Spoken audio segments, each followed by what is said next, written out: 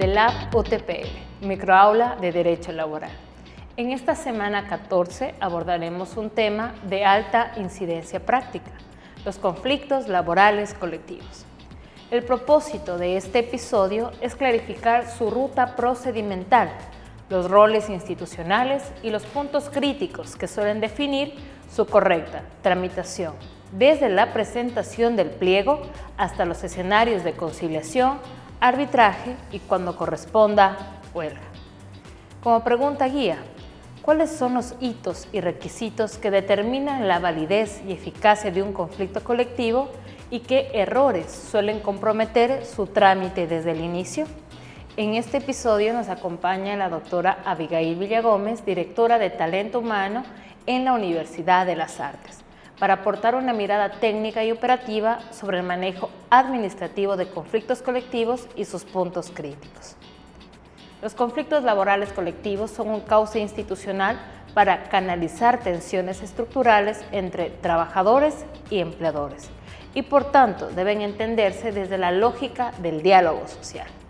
En el plano internacional, la OIT concibe el diálogo social como un medio y un fin en sí mismo, negociación, consulta e intercambio de información entre interlocutores sociales para alcanzar acuerdos y prevenir el escalamiento del conflicto. Doctora, desde su experiencia institucional, ¿cuál es la ruta procedimental básica de un conflicto colectivo y cuáles son los hitos críticos que deben cuidarse desde el inicio? ¿Qué aspectos suelen ser determinantes para que el trámite sea válido y eficaz? Listo, muchas gracias. Bueno, primero tenemos que identificar cuáles son los conflictos colectivos, porque el conflicto colectivo no es uno. Entonces, por eso primero es importante como estudiantes y también en la práctica del derecho ya como profesionales identificar cuáles son los conflictos colectivos que existen. En este caso, el Código de Trabajo nos da como conflicto colectivo principal el pliego de peticiones, que tiene definido su trámite muy concreto, muy preciso, su primera instancia, la mediación, las audiencias que se hacen, el fallo, cómo se llega a la apelación, cómo sube a un tribunal ya superior de conciliación y arbitraje. Está muy definido y muy concreto en el Código de Trabajo. A partir del 467, 468 en adelante del Código está. Ahora bien, cuando yo considero que se presenta un poco de dificultad para comprender el otro conflicto colectivo que existe, que se denomina reclamación de contrato colectivo, reclamación del proyecto de contrato colectivo. ¿Y por qué existe tal vez un poco de dificultad en la comprensión? Porque el código no es tan amigable como en la parte del pliego de peticiones, que sí te lo define paso a paso. En la parte donde te establece el Código de Trabajo, la reclamación de contrato colectivo, uno no está muy seguro de cómo llego yo a la reclamación de contrato colectivo, y puedo llegar de hecho por dos vías. ¿Ya? Puedo llegar por medio de un proyecto presentado ante el inspector de trabajo, o puedo llegar por medio de una solicitud de revisión de un contrato colectivo que ya ha sido firmado. Entonces aquí en esta parte nuevamente hay tal vez un poquito de confusión en el tema de la revisión del contrato colectivo, porque hay acuerdos ministeriales dictados por el Ministerio de Trabajo donde te hablan del procedimiento para la tramitación de los contratos colectivos, de los proyectos de contratos colectivos. Entonces aquí te dice, el proyecto de contrato colectivo o su revisión será presentada ante el inspector de trabajo. Pero en realidad no es así. El proyecto de contrato colectivo sí se presenta ante el inspector de trabajo, pero la revisión del contrato colectivo, el Código de Trabajo te dice que se presenta ante la autoridad que suscribió el contrato colectivo. Hace muchos años ya los inspectores de trabajo no suscriben contratos colectivos, sino que lo suscribe directamente el director regional. Entonces no pudiéramos acudir a un inspector de trabajo a solicitar una revisión de contrato colectivo, tenemos que solicitarla ante el director regional de conformidad con los pasos y las condiciones que establece el Código de Trabajo. Entonces, una vez que ya nosotros tengamos definido qué tipo de conflicto colectivo es al que me estoy enfrentando, es que yo ya establezco la ruta procedimental.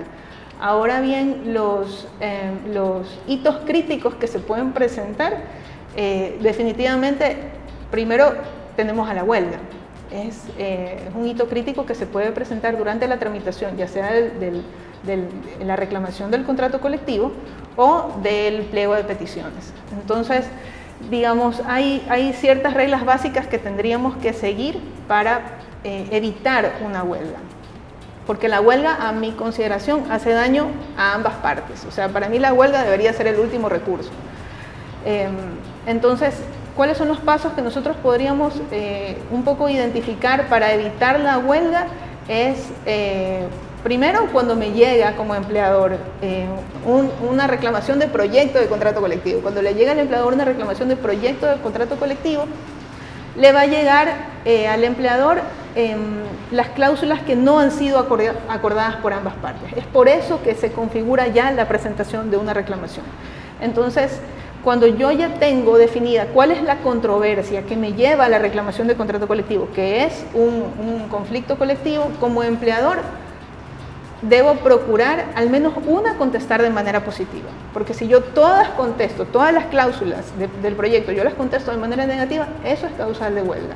De la misma manera, cuando se establece o se presentan, los trabajadores presentan un pliego de peticiones, cuando me llega como empleador el pliego de peticiones, cuando soy notificado, también al menos una petición debo contestarla de manera afirmativa. ¿Por qué? Porque puede ser causal de huelga.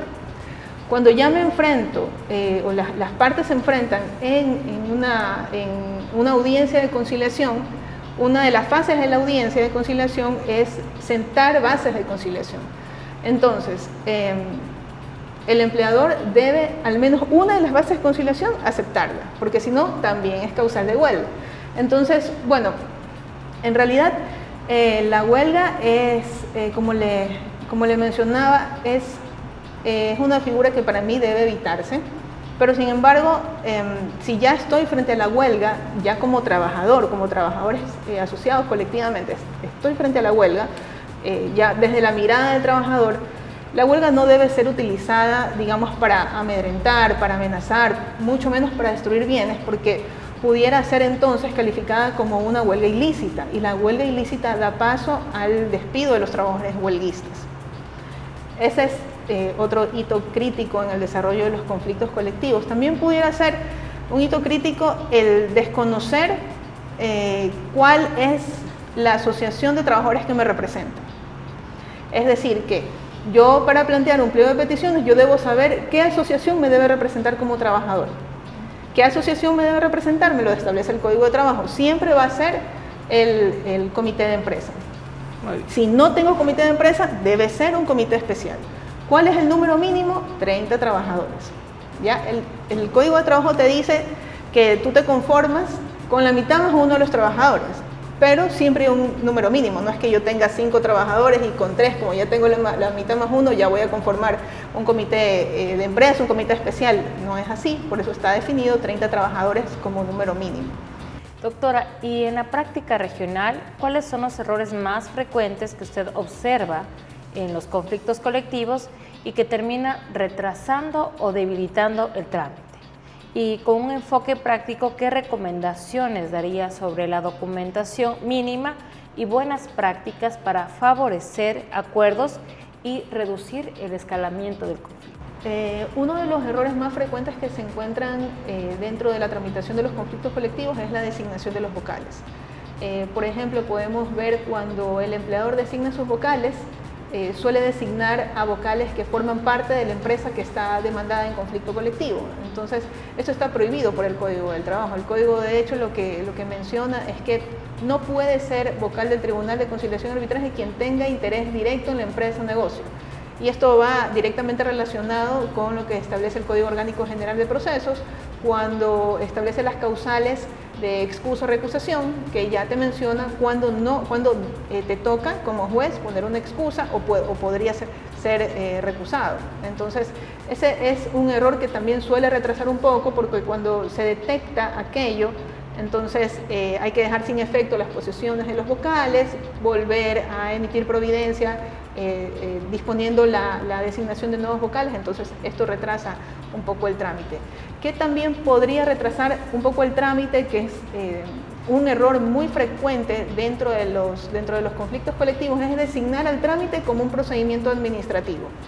Es muy común encontrar que dentro de las intervenciones de los vocales, dentro de las intervenciones de los abogados patrocinadores de las partes, siempre empiezan diciendo comparezco dentro de este procedimiento administrativo. No es un procedimiento administrativo.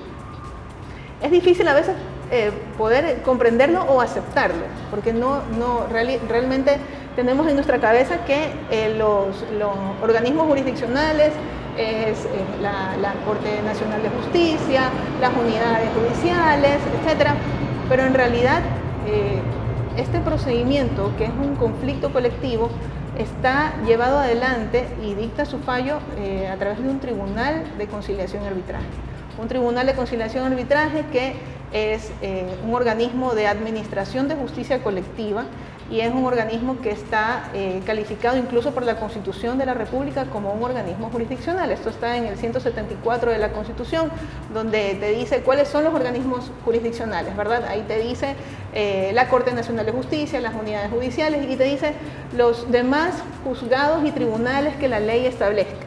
Y te vas a la misma Constitución, el 326, numeral 12, me parece, te dice que todos los conflictos colectivos serán sometidos a los tribunales de conciliación y arbitraje. Te vas al Código de Trabajo 565, donde te dice quiénes sirven para la administración o quiénes funcionan para la administración de la justicia en relación a la materia laboral, los juzgados de trabajo y los tribunales de conciliación y arbitraje. Entonces estamos frente a un organismo jurisdiccional que de hecho ha sido parte de un análisis en su momento de la Corte Constitucional, cuando dentro de una sentencia ya define a los tribunales, a los miembros de los tribunales de conciliación y arbitraje como jueces especiales.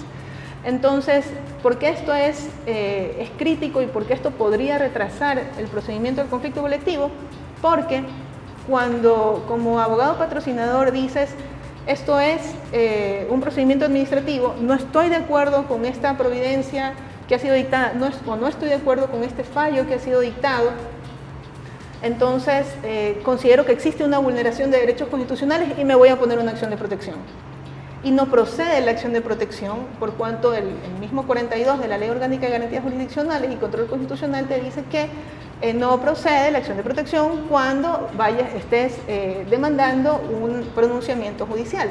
Entonces, eso también retrasa, eso ocurre en la tramitación de conflictos colectivos y eso ocurre incluso cuando ya se está ejecutando un fallo de tribunal de conciliación y arbitraje, porque se ejecuta a través de un inspector de trabajo.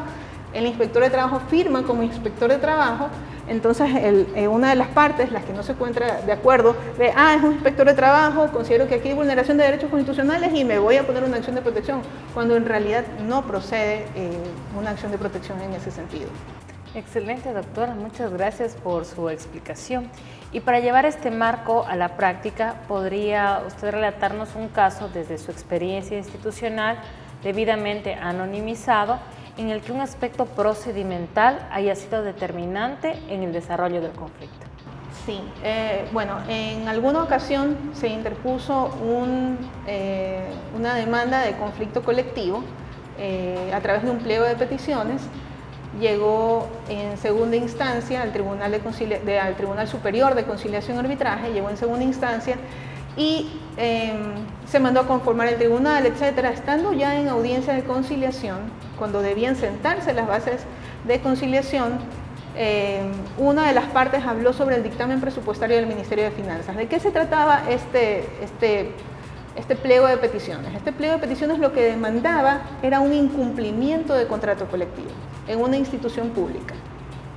Entonces, al momento de hablar, de las partes hablar en la audiencia de conciliación, salió que no existía dictamen presupuestario favorable del Ministerio de Economía y Finanzas para ese contrato colectivo del que se estaba reclamando su incumplimiento. Entonces, bueno, nos llamó la atención y nos llamó la atención también porque venía de primera instancia un fallo declarando parcialmente con lugar. Se revisó el expediente y en efecto no existía el dictamen del Ministerio de Economía y Finanzas. ¿Qué alegaban los trabajadores cuando se les mencionó y se les enseñó en el expediente que no constaba este dictamen del Ministerio de Finanzas? Pues que el contrato había sido suscrito de mutuo acuerdo entre las partes y que por ello no necesitaban el dictamen del Ministerio de Finanzas, cuando en realidad estés de mutuo acuerdo o estés en conflicto, siempre vas a necesitar el dictamen favorable del Ministerio de Finanzas, porque es el ente rector de las finanzas públicas, porque estamos hablando de una institución pública, el que te va a decir si cuentas o no con los recursos para poder cumplir esa obligación. El Ministerio de Finanzas no es que te va a asignar recursos para cumplir, no, te va a decir tú cuentas con recursos para poder cumplir con esta obligación. Y ese documento no constaba dentro del expediente y de hecho no era un documento que existía previo a la firma del contrato colectivo. Entonces estamos hablando de un contrato colectivo muy antiguo. Entonces en ese sentido se declaró sin lugar el pliego de peticiones precisamente porque faltaba este documento indispensable que era el que le daba fuerza al contrato colectivo para poder ser reclamado en lo posterior. Perfecto, doctora, muchas gracias por ponernos un caso práctico que nos permite entender de mejor manera esta parte teórica que consta pues en nuestra normativa legal. Para cerrar, 3 ideas clave. Primero, diálogo social como regla. El conflicto colectivo no nace para escalar, se estructura para canalizar mediante diálogo, conciliación y negociación conforme estándares de la Organización Internacional del Trabajo. Garantía constitucional, trámite institucional. La Constitución reconoce la dimensión colectiva del trabajo y dispone que el conflicto se encauce en instancias como los tribunales de conciliación y arbitraje. Esto refuerza que la salida debe ser institucional, no improvisada. 3. El procedimiento define el resultado. En el Código del Trabajo, el pliego y sus etapas exigen rigor, representación válida, plazos, notificaciones, actas y evidencia. Cuidar la forma no es formalismo, es la condición para que el conflicto avance y se resuelva con eficacia. Doctora, desde su experiencia de servicio público, ¿qué principio personal ha sido decisivo para sostener claridad y equilibrio al momento de gestionar conflictos complejos y promover el diálogo social efectivo en contextos de alta tensión? Definitivamente la conciencia social. La conciencia social es un principio que te lleva a entender que el espacio laboral es un espacio con la balanza inclinada. Y es por eso que el Código de Trabajo es tan protector. Este principio es el que no solamente te enfoca a ciertas situaciones, sino que te hace comprender que el derecho laboral es un derecho social. Es un derecho social. Y a partir de eso, tú puedes tomar las decisiones más adecuadas. Perfecto, muchas gracias, doctora. Y para conocerlo un poco más allá de ese rol institucional, permítame una pregunta breve y personal, ¿no? ¿Qué le ha sorprendido o ha marcado más en lo humano al gestionar conflictos colectivos y procesos de diálogo social? Bueno, creo que precisamente eso, ¿no? La conciencia social. Es algo que yo lo he adquirido dentro del estudio del campo en la materia laboral. Ahí yo he adquirido la conciencia social, aterrizando los procedimientos a la persona. Cuando ves a la persona y te transmite su dificultad y su anhelo de que su dificultad se resuelva a través, por ejemplo, de un tribunal de conciliación y arbitraje, ahí es cuando haces el clic, no sé cómo decirlo, y ahí es cuando haces el match entre la persona y el procedimiento. ¿Y qué me toca a mí como ente regulador, o en el caso de los tribunales de conciliación y arbitraje como organismo jurisdiccional, qué me toca a mí hacer con eso? Porque también tengo que definir y precisar que la justicia existe antes que el derecho. Y eso es lo que te lleva a tener un mejor equilibrio. Excelente, muchas gracias por compartir ese aporte tan personal en este episodio. En síntesis, los conflictos colectivos exigen técnica y responsabilidad. Conocer el procedimiento, documentar correctamente y privilegiar el diálogo como primera vía. Cuando se gestiona con método y buena fe, el conflicto colectivo cumple su finalidad: proteger derechos, ordenar la negociación y sostener paz laboral. El reto es transformar la tensión en soluciones institucionales. Con este episodio cerramos la primera temporada de The Lab UTPL, microaula de Derecho Laboral. Nuestro agradecimiento a la doctora Abigail Villagómez y de manera especial a cada experto y experta que nos acompañó a lo largo de estos 13 episodios, aportando criterios rigurosos, experiencia práctica y lectura actual del derecho del trabajo. Este proyecto nace para fortalecer el aprendizaje y también para ofrecer a la comunidad contenidos claros y útiles sobre temas que inciden directamente en la vida laboral. Si esta temporada le resultó valiosa, le invitamos a compartirla. The Lab UTPL, microaula de Derecho Laboral, porque el derecho laboral se entiende mejor cuando la norma se traduce en vida y en dignidad humana.